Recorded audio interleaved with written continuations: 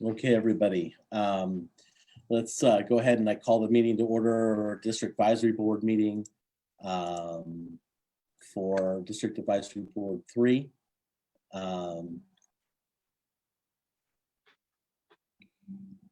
We are doing this via Zoom today. We have an agenda from November 4th, for November 4th. Do we have any additions or changes to make to the agenda?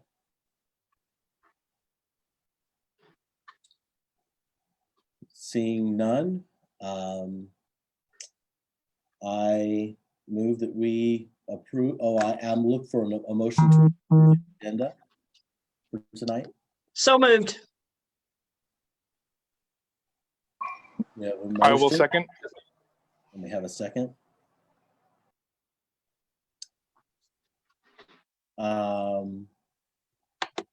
All those in favor signify by saying aye. Aye. Aye. All those opposed, same sign. All right, motion carries.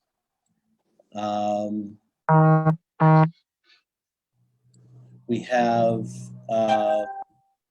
approval of the minutes from October 7th and also approval of the minutes for October 8th. We'll take these both together. Anybody have any additions or corrections to make to both of those meeting minutes?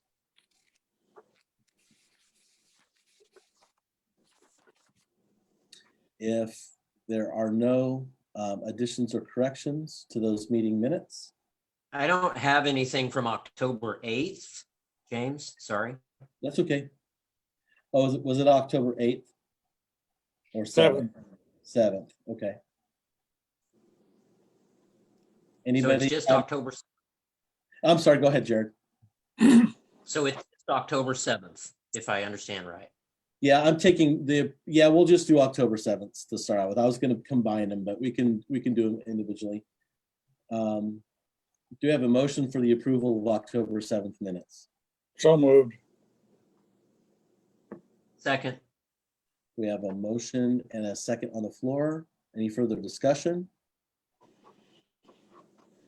All those in favor signify by saying aye. Aye. Aye. All opposed, same sign. Motion carries. Now we have the minutes from October 28th DAB meeting. For those minutes, do we have any additions or correction for those minutes?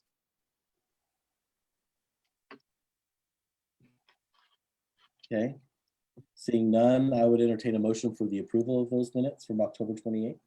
So moved. Second. We have a motion and a second on the floor. Any further discussion? Okay, all those in favor signify by saying aye. Aye. Opposed, Aye. same sign. Okay, motion carries. Staff reports, Wichita Police Department. We have several officers on right now. I don't know which one wants to start, but Sergeant Remy, do you want to start us off tonight?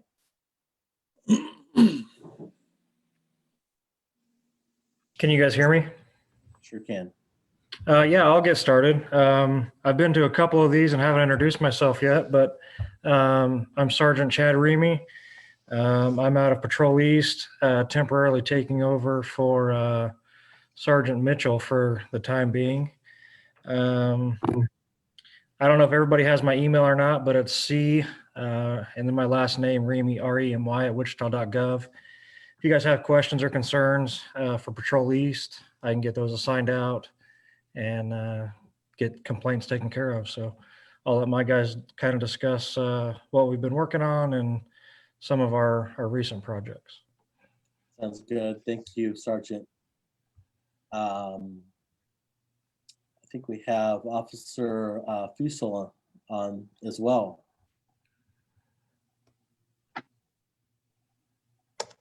Okay, there we go. I was looking for the unmute.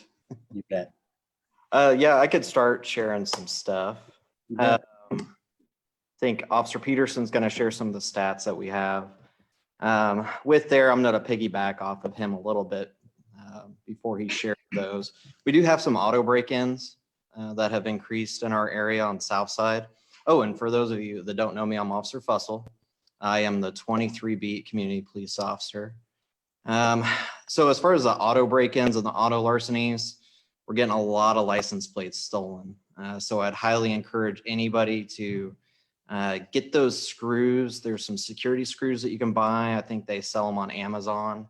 It's a simple defense to help protect your license plate. It's a good idea. You did? No, I said that's a good idea. Yes. Yeah, and it's a cheap, because most of these thieves that are going around, they're not going to carry that special tool that you need to unscrew those. They're just going to move on to somebody else's plate that doesn't have it. So I would highly recommend that. We're also having a lot of weapons stolen. And I know we did a project recently where we were giving away free safes for the car to conceal your weapon in. But I think the best method for protecting your guns and stuff like that from getting stolen, just take them inside the house. Some other things that I saw on there was financial things like your wallets and your purses, cash items like that were being taken. And then also Cadillac converters are starting to go up in thefts as well. Those are a little bit harder to protect because those are usually cut off from vehicles. The best thing I can offer as advice is put your vehicles in a well-lit area. If you have a garage, park it in the garage. Security systems have gotten a whole lot cheaper now as far as like video recording systems. I would highly recommend getting one of those if you have the opportunity to. And then the only other thing I want to bring up right now is some of the stuff that we've been doing on South Broadway in the last few months. As most of you probably know, South Broadway, especially like in the 800 block, just right there south of Kellogg, we've had numerous issues with like prostitution, drugs, shootings, vagrancy, you name it, we've had those issues. The South Community Policing Team has actually been working hard on trying to address those issues. And so I want to bring up what we've been doing. We've been talking with citizens who live down there. And from our talks with those people, they believe that some of the issues actually have to do with the lodging establishments that are operating in those areas. And, you know, we noticed that too, because we're frequently finding violations on a few of these establishments for nuisance violations, and they've been given nuisance letter after nuisance letter. And that didn't seem to be really working to our benefit. So we've actually worked with the law department recently on filing injunctions on some of those problem establishments. Now, however, this took 6 months, and 6 months to get the one injunction. We're still working on 2 more, but we finally had one granted back in September. And doing this actually showed a decrease in crime. So for example, in this 800 block between July and now, reported crime has actually decreased 75%. So this translates to about, we were dealing with about 20 cases in that 100 block on an average per month. And that's more of your serious offenses. And it's dropped down to 7 cases. So that's great, but the 6 months to address an issue, in my opinion, and several other officers' opinions, is almost too long to make that change. We'd like a little bit quicker. And so court systems do move slow. So with that in mind, actually, Officer Villegas, who is the 22 beat community police officer that has those hotels on his beat, and he was unable to be here with us tonight. So I'm going to try to explain what he's been doing. He's actually wrote and started to draft a new lodging establishment ordinance for the city, because right now our lodging establishment, the only thing you need to do is get a license through the state of Kansas, and that's actually through the agricultural department, believe it or not. So we tried to get them out earlier this year. They did come out after much begging to try to enforce some of this and see what they could do to help us out, and it seemed like it didn't really resolve the issues that we're having over there. So we believe a city ordinance, which would require a lot of these lodging establishments to obtain a city license to operate here, will help us get a little bit more teeth in the game to address problem issues with these lodging establishments a little bit more quickly. We hope this will actually help bridge a partnership with us and with these businesses and actually try to bring a decrease of crime into these areas. If we can do that, it's going to increase business in those areas because there's going to be a sense of security again, and that was one of the biggest things that we found while talking with the community is they want to feel safe in those areas again. And so we think that if we can help address this, we're going to solve a lot of those issues over there. And so actually recently, this past month, we met with community and actually other lodging establishment stakeholders to get their opinions, because not only our opinion matters in this situation, obviously, but we actually had some very positive feedback from the people that live in those areas. And we had our public information office out. They helped interview some of these people to get their opinions on it. And we're putting together a video right now to present this video to the rest of the city to get their general opinion on it as well, because this will be a citywide thing if we're able to do that. And we're planning on bringing this ordinance to council probably at the beginning of the year if everything goes according to plan.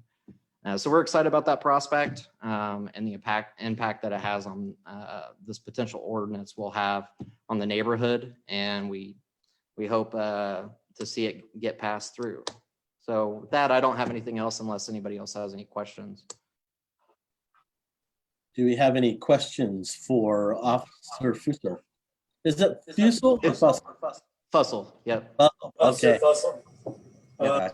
you said that you've been working for 6 months on that, but this is the first time that I'm hearing it at the DAB. Is there a reason that it wasn't brought to us earlier on in that process? So as far as the injunction goes, we wanted to see what kind of results we had as far as this injunction. So the injunction just got passed on one of these. Like I said, we still have 2 more that are going through it right now. So we haven't even been to court on these other 2 yet. So this first one was just in September. So we wanted to see if we were going to get any changes yet to see if our theory actually applied. Okay, that I think is in the South Central neighborhood. Is that correct? It is. Catherine's nodding her head. Yes, yeah. So that's of special interest to residents in District 3, since that is a neighborhood plan where residents have making a determination on how they want to live and how their neighborhood wants to be. So I think all neighborhoods want to rally around them and support them in that effort. So Absolutely. I'm glad to see that something's being done about that. Yes. Yeah, we had a lot of people that are very excited about that we talked to in that neighborhood especially. So hopefully we're able to get some headway with this and move along forward. I think it'll help. I mean, the injunction alone right now has helped. If you've had the chance to drive by and see some of the construction efforts that are being made over there at those hotels, you might see some big changes. Very good. Any other questions for Officer Fussell? Okay, Officer Fussell, thank you. We're going to move on to Officer Batista. How are you guys? I'm Officer Walter Batista, and I am currently assigned to Patrol East. I'm a new community policing officer. So I have been with Patrol East since August, and I'm assigned to the Plainview area, 34 beat. So this is my first meeting with you guys. I've worked with Maddie on a couple of issues in the past, but I wanted to introduce myself. Well, thanks for being here. We appreciate you and letting everybody know who you are. We're very appreciative of you. Thank you very much. Thank you, guys. Officer Peterson, how are you doing, sir? Good, thank you, sir. I've got the DAB 3 Part 1 crime stats. We'll just go over the top 5 Part 1 crimes. And what I had our analysts put together was year to date for 2019 in comparison to 2020. So we'll start with the robberies. They are currently up year to date in comparison to last year, 5%. I don't know that there are any working trends with any of those, but we are seeing a slight increase in them. Burglaries are up 3%. It looks like between residential and non-residential, I think a lot of commercial buildings and sheds are responsible for the majority of those, but that 3% increase is primarily attributed to the non-residential burglaries. Larcenies are actually down 6% and auto thefts are down 8%. The last category is aggravated assault and batteries. They're actually up 29%. That's rather significant. Unfortunately, throughout the city, we're seeing very similar increases. In response to this, the police department has put together a violent crimes task force. It's made up of about 30 officers, most of which came from the violent crimes community response team, the Bureau community response teams, and then some CP officers from every bureau. They make up these 30 officers. They're doing primarily two things. One is addressing violent crime by targeting known violent offenders. If there are gang members or other violent offenders that have outstanding warrants, they are very high on the list, and officers are dedicated to going out and trying to apprehend those individuals. They've been very highly successful in that. I don't have the numbers in front of me, but the amount of arrest, gun and drug seizures has been pretty substantial. The other part that they're doing, which is relatively new to us and it's kind of interesting, is they're doing a lot of their investigations through NIBIN leads. NIBIN stands for National Integrated Ballistics Info Network. For those of you not familiar with it, anytime a gun is fired and the shell casing is extracted from that gun, it leaves a series of extraction marks on that gun, very unique, and as unique as a fingerprint. So much like APHIS is to fingerprints, NIBIN is to gun shell casings. So anytime we have drive-by incidents or a shooting incident, we will collect these shell casings. They'll end up getting analyzed and then put into the NIBIN system. Additional to that, anytime we seize a gun, we will discharge it, take that shell casing, have it analyzed and put into the NIBIN system. So what this is able to do is link shooting incidents or violent crime incidents where a gun is used to a gun. So they're able to kind of link some of these where, and what they're finding is some of these cases may have a fair amount of evidence.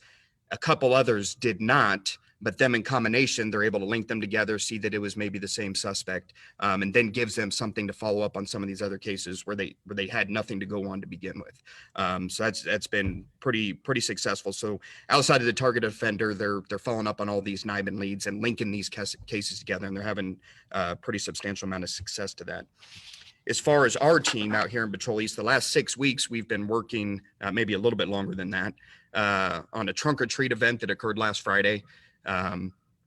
Halloween for many neighborhoods was canceled due to COVID concerns. And of course, a lot of the events that the police department would put on for juvenile interactions or juvenile intervention efforts has been canceled due to COVID. So our team wanted to be able to try to provide a trick or treat event for the kids of the neighborhood and have the opportunity to have a positive interaction with youth. So it was a challenge, but through the health department, we found out a way to do it in the open air environment of Clapp Golf Course. We ensured that we handed out the candy with gloves. We had mask and hand sanitizing stations and had enough space to be able to provide social distancing. It was actually far more successful than we thought it would be. We're able to partner up with about 35 different local businesses that donated almost $8,000 in candy. That's about 150,000 pieces of candy. And we had about 4,000 people come through last Friday from 5 to 8. So we got a lot of positive feedback from it. But I know our team, especially the last few weeks, has been almost exclusively trying to put that program together. Good job. Yeah, well, thank you. And I think that's actually all I have, if nobody has any questions for me. That's actually a I have very, a question. yeah, Yes, you sir. bet, David. Go right ahead, David. Well, first I want to say, appreciate all the hard work that you officers do for protecting the city. In this day and age, it's obviously not an easy job to do. I do want to say hello to my next door neighbor, Mr. Davis, just down the street. My question is the outreach for panhandling. So Hydraulic and 47th Street South, it's a very high traffic thoroughfare. I know it's got a little colder and I haven't seen the panhandlers out quite as aggressively as they used to be. What are we doing about the panhandling? I know that the traffic does back up a little bit. It seems to be the southwest corner and the northeast corner that there's always kind of some panhandling going on. It's kind of a two-part, and then also a breaking and entering of a a residence under construction on the corner of Madison and 63rd. It seems like this area doesn't see, I know there's a lot of patrols going on, but it seems that habitual things that are going on the corners. If you could just address this real quick, please. Thank you. Yeah, certainly. So we actually recently, and Sergeant Remy might be able to chime in and fill in some of the gaps that I might not have on the top of my head. But our command actually put a directive out for every one of the bureaus to try to address this very issue. So we were tasked with finding 3 of our highest intersection locations that we have the panhandling occur. So for Patrol East, Kellogg and Armour is by far our worst one.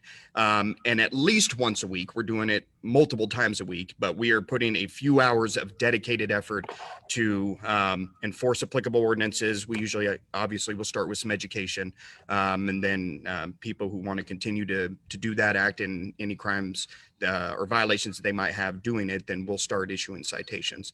We personally have seen in our 3 locations, we've seen a significant decrease in it. Now, I will make sure, and Officer Fussell might be familiar with this, and I don't know if hydraulic is maybe one of their locations. If not, we could probably see to it that maybe that gets added to the list. We also are using our HOT team, our homeless outreach team, to try to assist with this. Some people are desperate enough that they could really care less how many citations they get. There's one particular guy out east. I mean, he's got a number of warrants. And quite frankly, I don't know if the judge wants to see him back in court because he creates a mess every time he's there. So he could care less. But there are situations that sometimes the homeless outreach team can come out and give us a hand with some of that and try to find more permanent solutions to getting them some resources and help so that they're not on our street corners.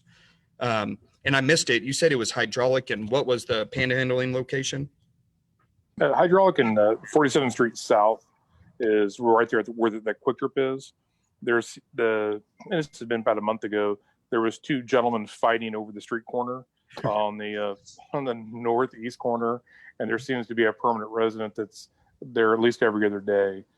And just because it's a high traffic area, people try to give them money, they got to run out in the street, backs up traffic. I just see the potential for a lot of traffic accidents just because of that corner is so congested.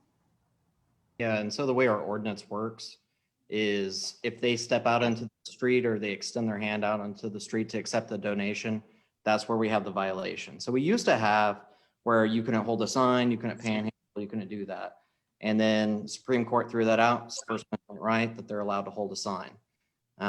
So now the thing that we can enforce is what they do if they enter the street. If they're standing in a median, that's a violation. So we got to get a little bit more crafty about catching these people doing that. Like Officer Peterson said, sometimes we do try to warn them first. We do have chronically homeless that they don't care if they get a ticket. We do have homeless that do care when they get a ticket, and then we can use the homeless outreach team to work with them because they're more willing to, at that point, hey, if the homeless outreach officer can help get them into housing or get them into drug rehabilitation, that they can help get rid of that ticket for them. So sometimes it becomes a motivation for them to want to get off the street. But some people, they do just take their ticket and they consider it like a tax. It's their taxation. But yeah, I'll look into 47 hydraulic. That's on one of the community police officers that works on South Side and see if he's aware of that issue. Would pictures of them be of value to you? Pictures of them standing on a corner? No. Or stepping in the street? Yeah, or stepping in the street. We'd have to witness it because it's more or less a traffic violation. Okay. And I can tell you that the preference of the city attorneys is that we actually get the violation on our Axon camera, which Okay. provides a little, like Officer Fussell was alluding to, we got to get a little crafty with our setup, because a lot of times when we're sitting there and they see us sitting there, well, then they put the sign down and take a 20-minute break or whatever. So it's a challenge, but we are trying. I did notice, I don't know if everyone can see this, is my first Zoom, but there was a message. I had a question where somebody was asking about Officer Larison's health. She's doing great. I know she's very anxious.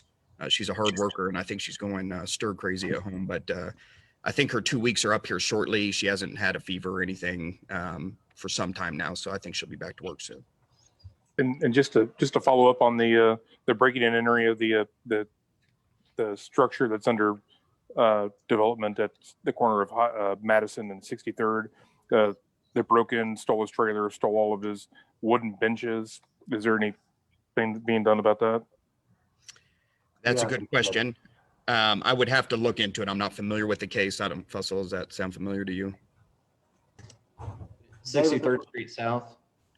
In David, Madison. this was in a Shoppies building out there before they started putting up the house. Yes, it is, Mr. Davis. Good Lord. Hmm. Yeah, I'll have to look We into can it. see and them see. from our deck, but that don't mean I can stop anything. Thank you, gentlemen. Absolutely. Anything else for Officer Peterson? Yeah, I was wondering, is Wichita PD, are they quit passing out parking tickets for illegal parking on the street? No. Well, I mean, we certainly haven't out here. We deal with those complaints every day. Oftentimes we get a lot less parking complaints as we do abandoned vehicles, or they're one and the same. So, I mean, we're primarily dealing with cars that are left unattended on the street for more than 48 hours. Obviously, it's usually weeks before we get that complaint. And even if it is a parking complaint, it seems that the underlying issue is in fact that it's abandoned. So, Well, that's just it. This car's been parked out there for a month and a half. The Wichita PD has been driving by it all the time, and nothing's being done. And for the third time, I've almost run into it because you're expecting to see red lights going in one direction when you come up behind it, and instead of get headlights that blind you from the light your headlights reflecting off of it, and nobody's doing anything about it. sure. So, yeah, let me get first where that is. Where's it located? It's a block and a half north on Terrace off of Harry. Okay. What kind of It's car? in the hill. It's just a little white car. I'm not sure, but it's one of those economical cars. How long's it been there? About a month and a half. I will get it stickered tonight. I would encourage you in the future, if you have those, so you're referring to Hilltop, Right. we could drive around any neighborhood, well, the vast majority of neighborhoods in this city, and there's probably abandoned vehicles. So we generally operate, I mean, we wait for a complaint to come in a lot of those, unless they're sitting there with no tires on them, or they've been wrecked, or they're just clear, they're covered in tree branches or something like that. Oftentimes we'll wait for neighbors to let us know, because if it's not that, I mean, we don't know if the car's been there for 1 day, 2 days, 2 weeks. So what I would encourage you to do, if you have those, you can call the Patrol East substation Monday through Friday, 8 to 5. That's 350-3420 if you didn't have it. And they actually have a database. So the person working the desk there will put it into a database. It automatically gets assigned to one of us. And then usually within a couple of days, provided we're not on vacation, we'll get out and get it stickered or ticketed. So, Okay. but I'll be sure that this one gets addressed tonight. Okay, I appreciate that, but I have one more question for you. When, like Hilltop area, we have a lot of abandoned houses. Sure. People skipping rent and all this kind of stuff. And when a citizen calls in and sees that the house is empty and the people have kicked in the back door to get in, transits or whatever you want to call them, and then when you do the citizen thing, because you're also trying to protect the landlord, and you let the Wichita PD know that you do not want to be contacted because of Retaliation. retaliation from your fellow neighbors, and then the police still show up at your door asking you questions about it, and you're trying to avoid the neighbors seeing you because you don't want to be known as a snitch or a tattletale, whatever you want to call that. And you tell 911, no, do not contact me. I don't need to be contacted. I'm just letting you know that someone broke into the house and I think they're staying there. And they still contact you. And then you start getting ribbed so far I've had windshields busted out, I've had tires slashed. And being on disability, I can't afford to keep paying for you guys' mistakes. And I don't mean to put, it all on your shoulder, but I'm the one that ends up trying to be a good citizen and I get punished for it. Sure.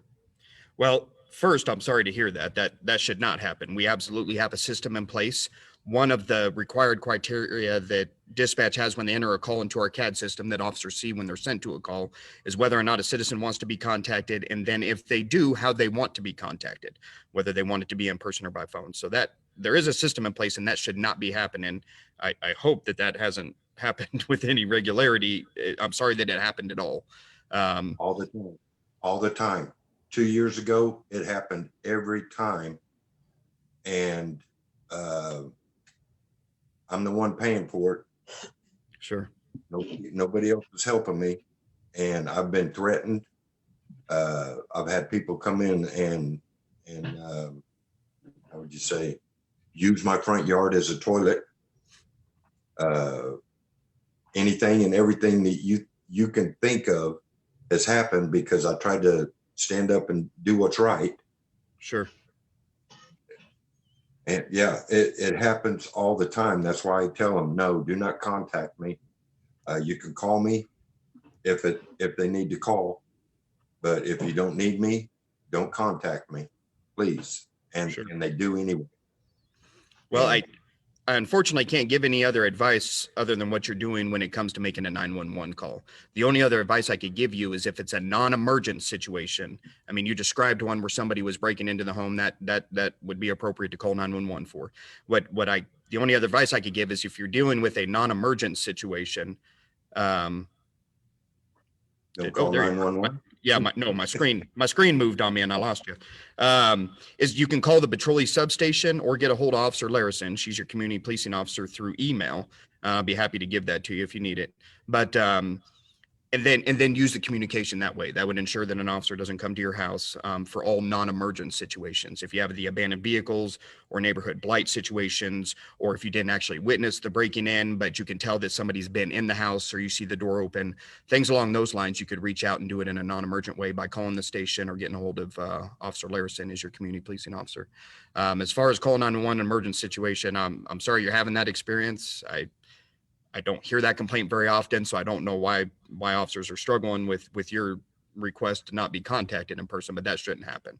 Well, and I've talked to my people in the neighborhood in that area, and they see a lot of other things going on, but they don't want to contact the police because, one, it's not happening to them.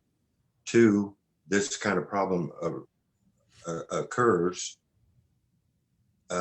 And I keep trying to tell them, no, we've got to stay on top of this. If we want it to go back like it was when the thugs were in the neighborhood, there was times that police officers wouldn't come into Hilltop unless there was 3 or 4 of them at a time. And the neighbors, my neighbors and my people in my neighborhood, they don't want it to go back to that. Sure. And as also the president of Hilltop, my people are telling me that they're not calling because basically it's too much trouble once they get it identified, and then they get it taken care of. The blowback on it is just more than they can handle. Well, I can tell you that's oftentimes the way that it is handled. I worked Hilltop for almost 10 years. If that ever happened in any of the houses that I worked, I never heard about it. I can tell you that Officer Larison's very discreet. She knows how to handle the drug complaints, gang activity, whatever issues you're having in Hilltop. One, I would be surprised if she wasn't already aware of it. But we absolutely need to hear those things because people that live in the neighborhood are our eyes and ears, and we're not very successful without you. But I can tell you that if you work with her, she would treat you well. And I don't think you would have any of these problems. Now, we can't control sometimes when we address these issues, assumptions are going to be made on their own by some of these people, and we can't control that. Yeah. But there's certainly a variety of things that we can do to limit the possibility that somebody can put 2 and 2 as to who our source information is. But I can tell you, Allie's great at that. And if you work with her on some of those things, she won't burn you. Okay, well, I don't know if you know who Officer White is. I Or do. what? Been gone for a while, but I'm familiar with him. Yeah, I would, and my people of my neighborhood association, they put her right up there with Officer White. She's a good officer, and she talks to us, not at us. And sometimes that's kind of hard to find as a good officer. Sure. So, Yeah. She's amazing. Yeah. Yep. Yeah. You're in good hands. Yeah. Okay. Thank you. Absolutely. Very good. Very good. That's a great update. Anybody else have anything else for our officers? I have something I'd like to say. Sure, Teresa, go right ahead. I just wanted to tell them thank you so very much for their service and to our community and how much that I appreciate their service. Thank you. Appreciate that. We Thank you. appreciate it. Yep. Thank you, Teresa. Thank you, Teresa, for that. Very Yeah. much. Anybody else have anything for our officers? Okay, thank you very much, guys, for being here tonight. We really appreciate it. Please stay safe out there. Absolutely. Thank you, sir. Thank you. Thank you. All right. Do we have any Wichita? Doesn't look like we do have any Wichita firefighters on tonight. So we will continue on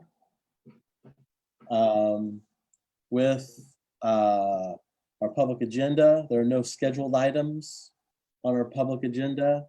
Are there any off agenda items? Seeing no off agenda items, we will move on to new business. The District 3 Library Branch update. As everybody knows, we are moving forward with the District 3 Library. It's something that has been being worked on for a long time now. We're finally able to secure a branch. And I know we have Lauren Hirsch, who is Library Board appointee, who is here. And we also have, it looks like Christy Dowell with the Wichita Public Library tonight to kind of give us a little bit of an update on the library, kind of talk about it and take your questions about it. Christy, take it away. Can you hear me? Sure can. Okay. Well, thank you for having us tonight. We are extremely excited to be bringing a physical presence for our library back to District 3. And this will be a relocation of our Linwood Park Branch Library. We're happy about the fact that we are expanding that branch from the Linwood Park location to almost double the size. It's going to be about 6,900 square feet, which is going to allow us to add additional computing services by expanding the number of PCs that we will be able to have. We'll have a larger meeting room, which will be equipped with AV equipment. So it'd be an option for a district advisory board meeting when it becomes in person again. We'll have dedicated spaces for a children's area and a teen area, and self-service options such as self-check and self-printing. And so we're just really excited about the project. We are still on track to open the branch the first quarter of 2021. And it will be located at 5195 East Harry, which is in front of what a lot of you may think of as the Harry Street Mall. And we just went on site the other day and saw some of the updates to see where we are at, and they've painted the walls. They just installed carpet and finished that up today, I believe. So it's just moving right along. You can go to our website to view some of the construction progress.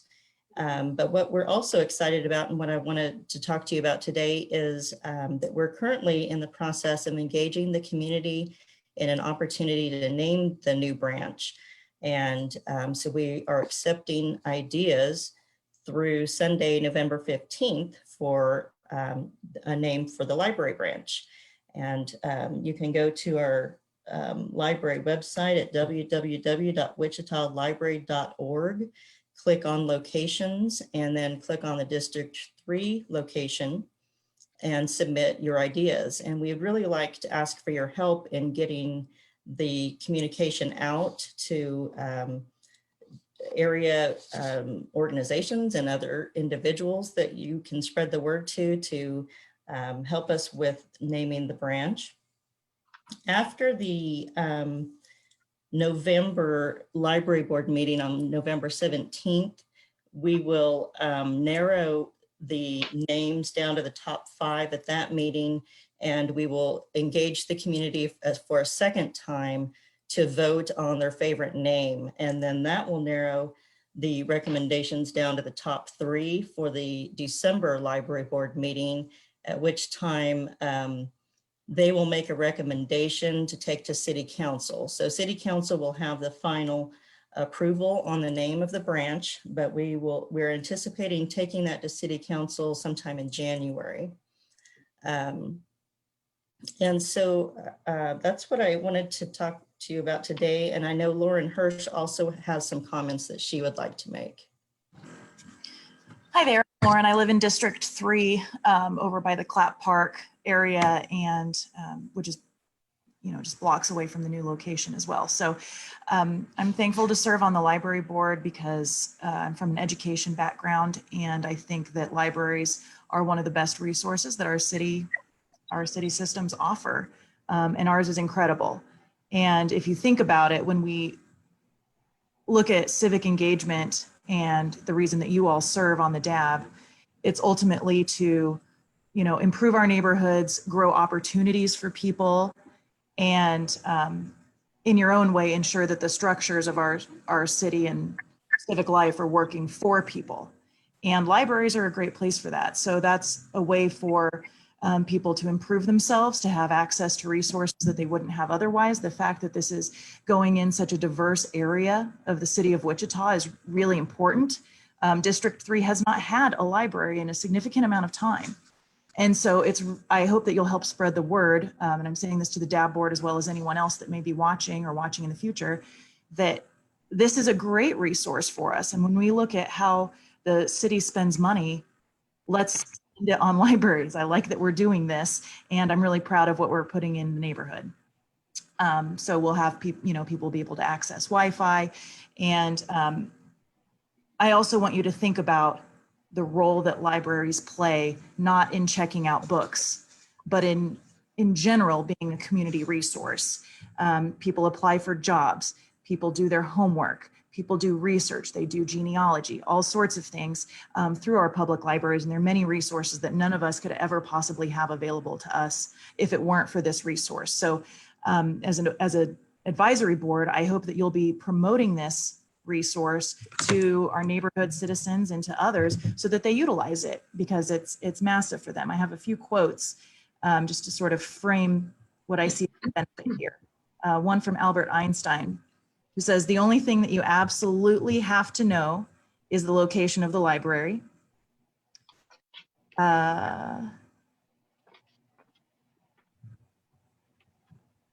Here's a good one. "Bad libraries build collections. Good libraries build services. Great libraries build communities." And that's where we're at. We're in that great libraries sort of level. And that is up to us also to spread the word about those benefits. And then the last thing I want to say is a quote by Sidney Sheldon. "Libraries store the energy that fuels the imagination. They open up windows to the world and inspire us to explore and achieve and contribute to improving our quality of life." And I know you're all committed to that, or you wouldn't be on this meeting. So the library can be your partner in improving the quality of life for all of those around us. And so my request to you is threefold.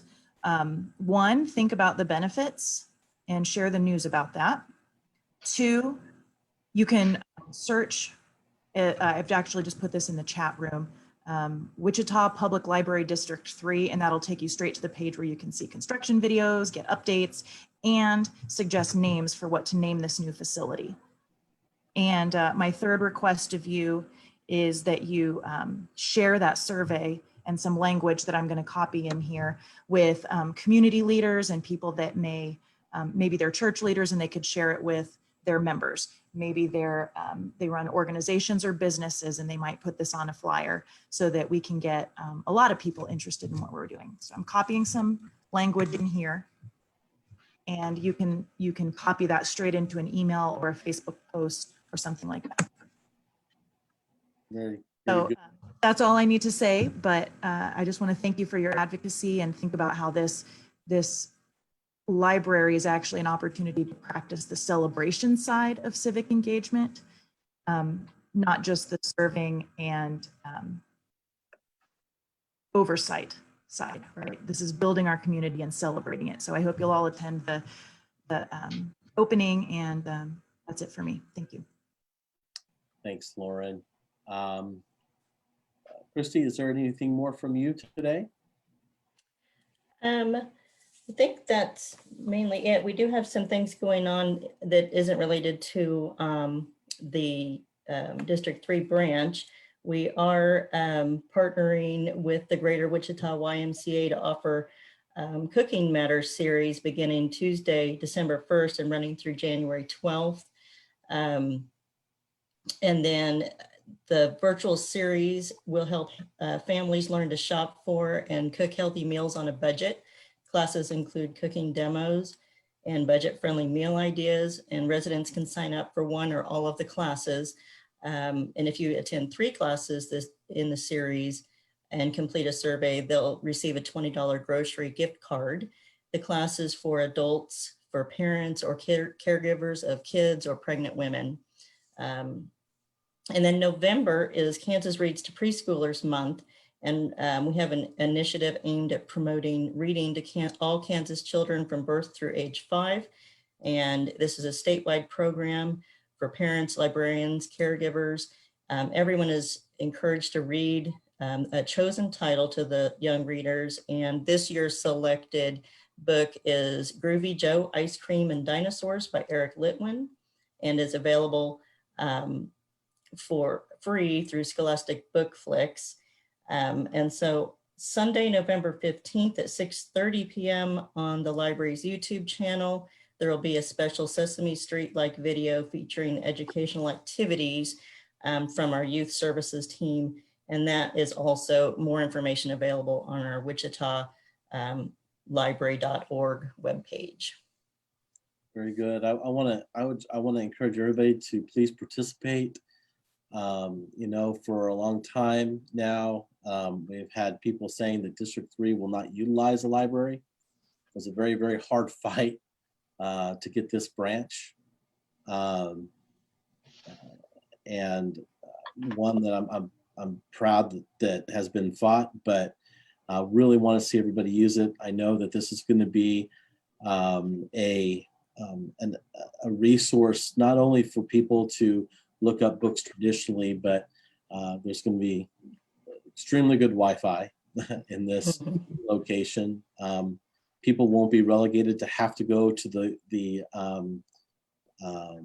Burger King to get Wi-Fi anymore over in that area. Instead, they can be in an environment of learning, especially for kids. We've talked with the teachers at Colvin and the principals at Colvin and Jardine, and they're very excited about programming that they'd like to partner with the library over there.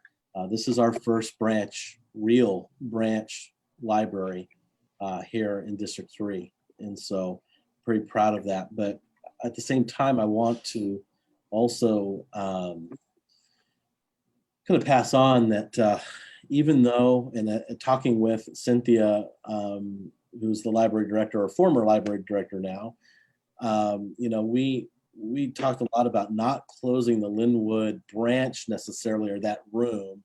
It will not be considered a library branch anymore, but it is going to be open for the seniors there at Linwood.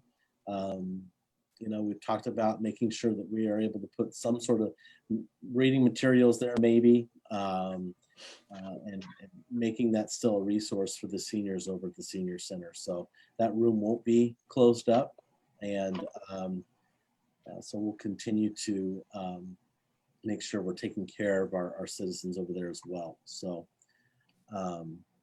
that being said, are there any questions from our district advisory board on this? Diana Edmondson has a question in Facebook. Lauren, can you see that question? I can. Diana brought up that the Linwood Library location actually was in District 3, so I misspoke saying that the district didn't have one, but the southeast side of Wichita between Kellogg and 135 has not had a library for a while. And then she asks, the new branch sounds wonderful for that area, but I'm also looking for confirmation that the Linwood neighborhood will retain some basic library services at that location. So that's what I have been told by our library director. I have not talked to our new library director or the acting library director, but. Well, when we spoke with the rec center, because it's their facility, it's not our facility, it's theirs, and they get to decide what happens in that Linwood Rec Center facility. So our last conversations were that they aren't able to monitor what goes on in that space. So there won't necessarily be a library like what you're used to. We are relocating the Linwood Branch Library to this new facility. So the actual library, we're not creating a second one. We'll be moving to the District 3, 4195 East Harry. But what we have talked about is trying to possibly be able to provide some of our donated reading materials and that kind of thing to the senior center there, and provide those materials to them. I don't know what the rec center is going to do with that room, that space that was the library space. That will be up to them. And I did see, I think, a question about neighborhood association fees for the meeting room use. And no, we do not charge neighborhood association to use meeting rooms. So we would just, generally what we do is someone would contact us to reserve that space and for meetings. And if it's not already reserved for a library program or something else, then we would reserve the space.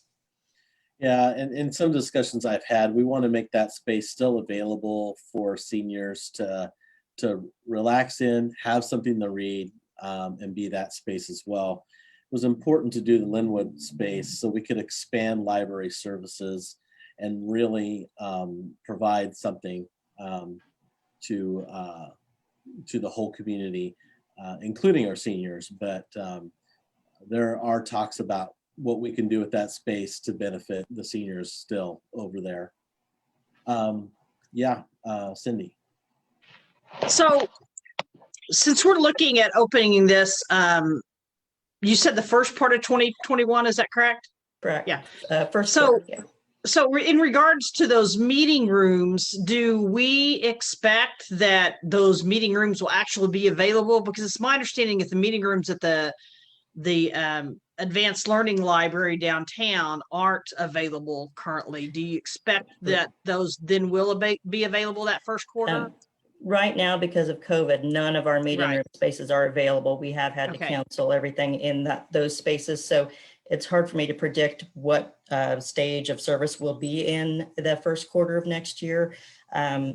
But whatever stage we're in for the new library, we'll be in for the rest of our facilities as well. So if at that time we still are not being able to use meeting room space and we're in limited services, then that's what it'll also be for that branch as well. Thank you for clarifying. Right. Any other questions? I have a question. Yes. So I don't know if it'd be, who to direct it to, but I was kind of curious as to why you guys weren't able to utilize that front part too, where it's now going to be like a restaurant up there up front. In which building? The front part of which building? The new library The there at Advanced Learning Library? no, the District 3's new library at the mall. Uh-huh. Yeah, I don't believe, I think you're thinking of where the old Jimmy's Egg was. Is that correct, Teresa? Yeah. That is not where the branch is going to be. It's going to be in the old tire store. It's behind it. No, No. It's where the Goodyear tire store was. It's at the corner of Terrace and Harry. Oh, I It's thought it was in further that. east. I thought it was in that whole building back behind where Jimmy's Egg was. No, Okay. we did look at that Yeah. space, but then we ended up using this other space, which I think is going to really be a lot better because there's 2 bus route stops that right there near there. And it's 1 floor versus 2 floors. So I think it'll really be a better space. There's a presence right on the frontage of Harry and better, and parking kind of there. So I think it'll be more visible in the location where we're moving to. Well, wonderful. I'm sorry, I stand corrected. Oh, that's okay. I got was confused. at the building, so very good. I was trying to figure out what front part of the building. that Now it all was, makes sense. that was a Are you discussion. talking about the outbuilding on the northwest corner of the property? Where the old Montgomery Ward's Tire and Auto was? Yeah. That's one of what was being discussed, but that is not where the library is going. Okay, Right. all right, thank you. There was some talk that that's been the one. So, okay. Yeah. I Good to guess I don't go. remember a Goodyear store. Thank you. Any other questions? Okay, very good. Thank you, Lauren. Thank you, Christy, for being here tonight and for giving us the update on that. We will look forward to another update as soon as we get closer to the opening. Sure, and thank you all for your support as well. Thank you. Thank you.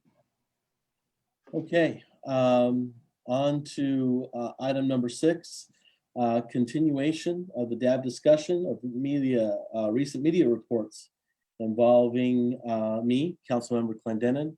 I'm going to give this to Cindy. This is something she made a motion for. Cindy, I'll let you take this away.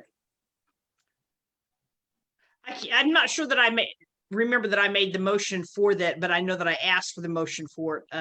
So I just didn't know if there's any updates that we needed to have at this particular meeting on anything related. If not, that's fine. I just wanted to ask for any updates that we might need to have.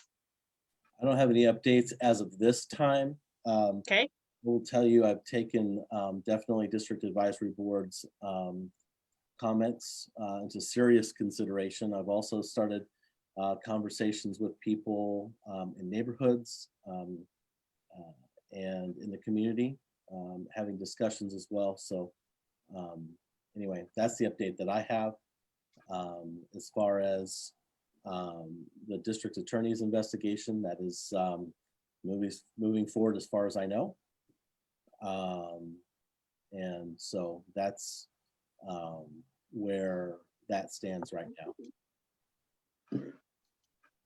This is Jared. The only update that I have is that a number of people have asked me, is there another option to go without having to pull through a full recall election? Someone had contacted me asking if I wanted to be on the recall committee, and I politely declined myself.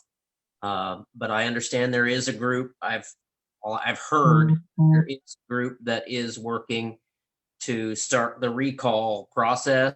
It sounded like there were 4 or 5 people involved already. They asked me, or one of the people had asked me if there was another process. So I did write a short email to Mark Bennett asking him what his thoughts were. Of course, I didn't want him to divulge, and he certainly isn't going to divulge any information about any investigation that he's doing. But he did say that the 2 options, there is a second option. He said the 2 options are a recall initiated by members of the public, or an ouster proceeding initiated by the district attorney. He did say that that was an option.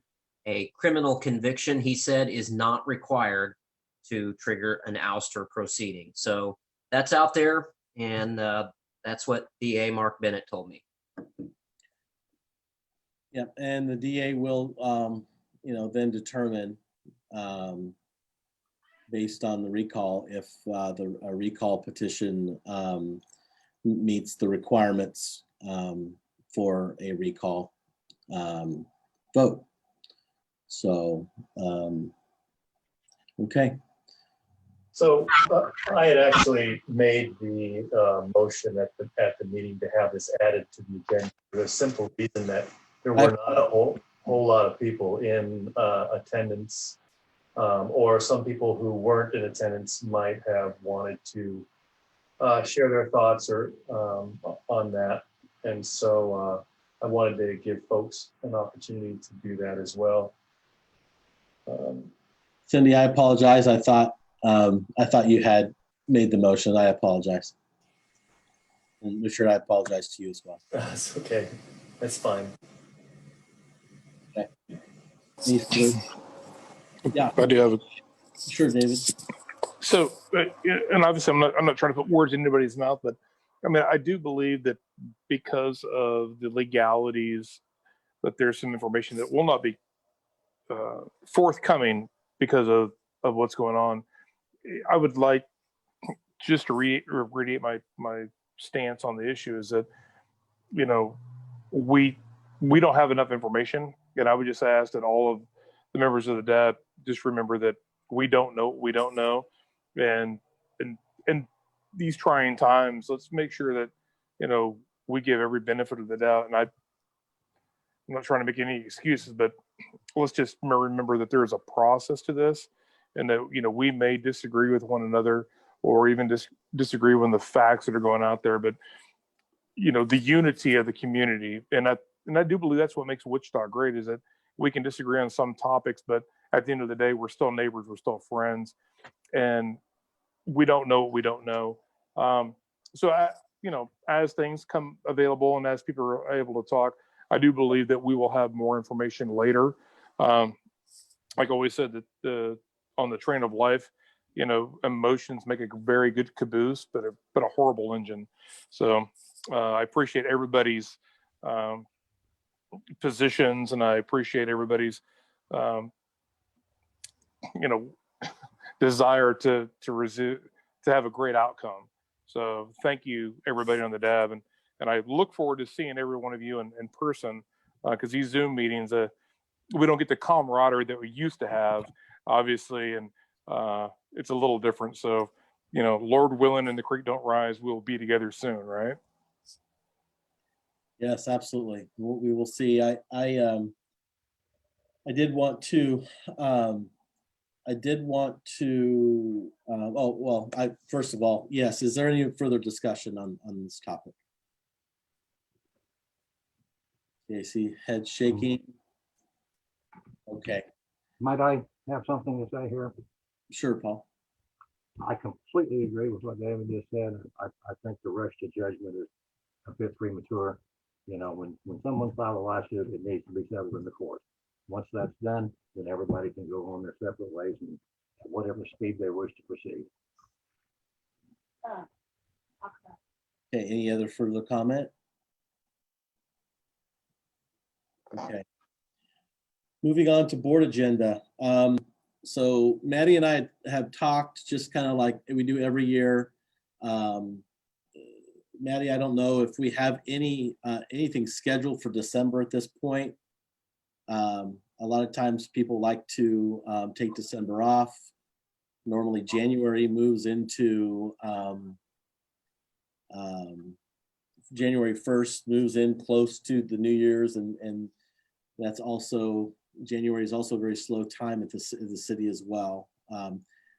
There have been at some points when we have taken December and January off from District Advisory Board. Just wanted to have a quick discussion with the District Advisory Board about that. See what you guys want to do. Maddie, what do we have in December? Do we have anything at all? We have 2 or 3 zoning cases. Okay. Well, if we have zoning cases, then we'll need to have our district advisory board meeting in Yes, December. I'm aware of at least 2 zoning cases for December, possibly 3. Well, that makes that decision pretty easy then. Really no discussion to be had on that. What do you see for January at this point? There's nothing on my radar for January. Okay, just be aware we might postpone January to the February meeting if there is nothing.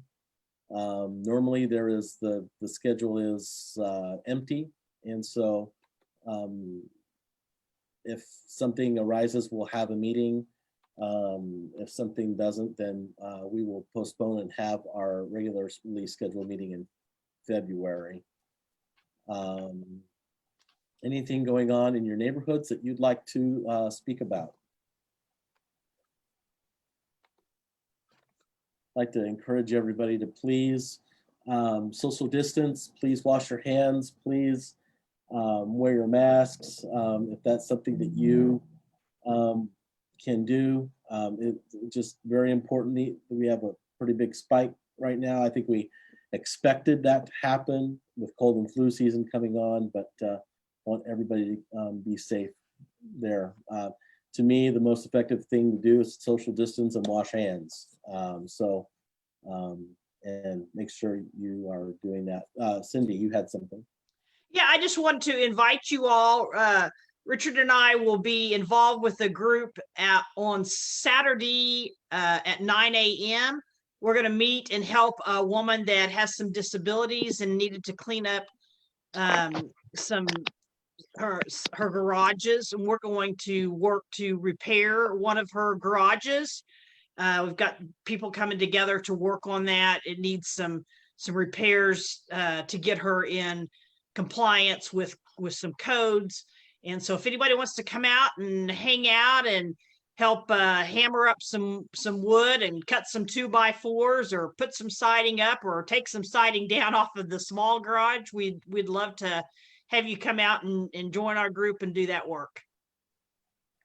Sounds good. Thank you. Lauren.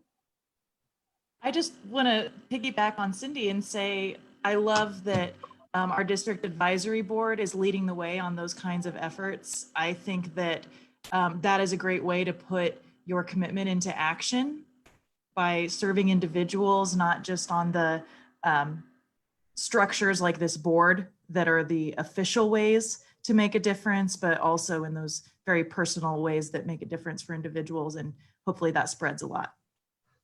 And I'm going to send that on to Richard because he's the one that got involved and reached out to me. And I said, yeah, my husband and I do construction on stuff all the time. We'll help get some people together. So kudos, Richard, for the great work that you do out in the community and letting other people know that, help is needed. So I can bring people together, but I need to know what needs to happen. So thank you. Yep. James, yes. This is George Theo Harris.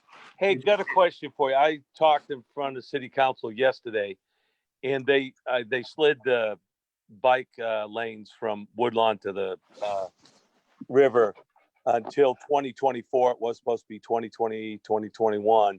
And they're really doing the real tough part right now from Broadway to Southeast Boulevard. Yeah. And as soon as they get that done, there really isn't much from Oliver to Southeast Boulevard because the road's already there. It's already wide. They just have to do some restriping, maybe some resurfacing, but the surface is in pretty good shape. Is there any way that we could put a little pressure on someone to get that back closer to 2021 or 22 or something? 2024 is just ridiculous. So like I said, we haven't had anything down here.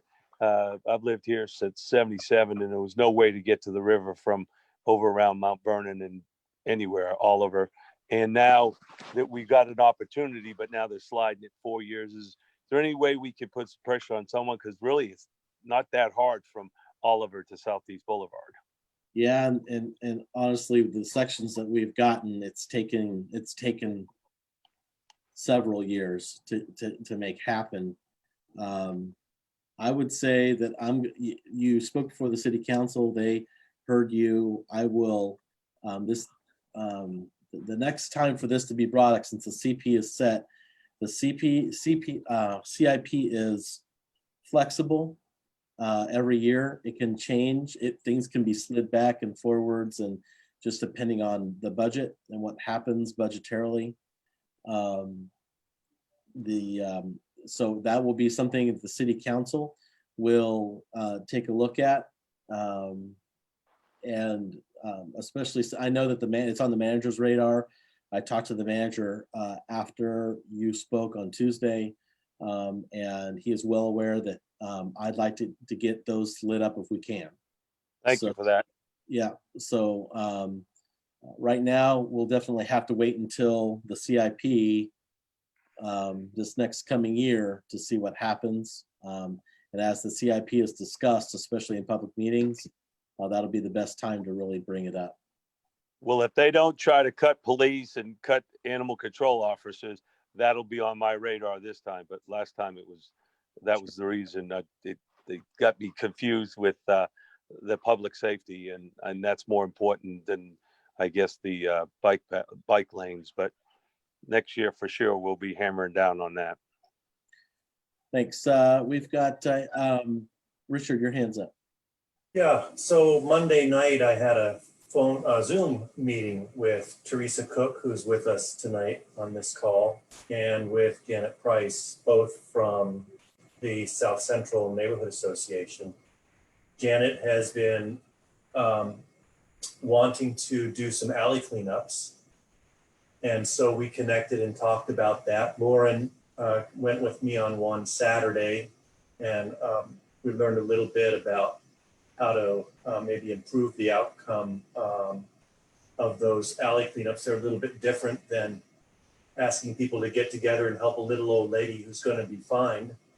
And so Friday, Teresa and I are going to be taking some community service booklets and walking the houses and businesses along the alleyway that we're going to be cleaning up.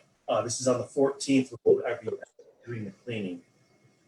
And talking with business owners and talking with homeowners, letting them know about what their responsibilities are, just getting eyes on the people so we know that if they're aged, if they're disabled, if they have other issues that are preventing them from keeping those alleys clean, we'll have an opportunity to reach out to them, let them know that we can take care of it this time. And, that may be an ongoing need for some people. And that's okay, because eventually what we would like to see is that neighborhood associations would adopt this neighbor to neighbor program, where when they see someone who's in need, they would within themselves bring it up at a neighborhood association meeting and say, hey, Joe Smith at 2323 Mockingbird Lane his alley is getting overgrown. He can't do it. So what do you say we take that on as a that we do for him? That way it's not on a couple of people. It's also removed from the purview of the MABCD and the finances of the city. So there may be a need in some extreme cases to have a dumpster, but ideally neighborhood associations with some of the donations that they receive would be able to pay for things like bags, or the homeowner would be able to pay for bags. So we're looking at ways to engage the community more through these events instead of just cleaning up and solving that initial problem, but looking for a way to kind of perpetuate that culture of assistance within those neighborhoods and for those people. And that cleanup is going to be on the 14th, and I think Maddie is going to send something out, and it'll be on Nextdoor and Facebook as well. That's really great. So the city has post-closure funds that are from the dump, from the landfill that we set aside. So when you pay to dump stuff at the landfill, part of that fee goes to neighborhood cleanups and these sorts of things. And so, and we have some resources set aside, and if we don't use them, they're there for that. So if there's any way that we can help with that, let us know. I think this is great though, especially talking about creating a culture of helping one another and being Yes. neighborly. And, the city can only do so much. Neighbors That's right. helping neighbors can do everything. Yes. And, so Yes. that's amazing. Neighbors helping neighbors. That's a naming. So Richard, thank you for doing that. And Maddie has talked to me about getting that information out, and that will happen. Thank you. Thanks. David. Yes. So I may have some equipment available. I'm not trying to overspeak my bounds for my employer, but we do have some roll-off containers and some roll-off trucks, and I may be able to donate some time. So Cindy and Richard, if we can talk together offline, and maybe we can fulfill some of the needs for some equipment, or even maybe some hauling off of that debris, I may be able to assist in that as well. So That'd be great, David. Thank you. Perfect. Okay. I'm thinking coffee is in our future. yes, ma'am. All right. Anybody else? Well, okay. Thank you guys all for attending tonight. I would entertain a motion to adjourn. So I'll make a moved. motion. We have a motion. Seconded. We have a second. Thank you guys all for being here tonight. We will see you in December. Take care. All right. Happy Thanksgiving if we don't see Happy you. Thanksgiving. Yes. Bye. All right. Happy you all. Thanksgiving, guys. We'll see you. You.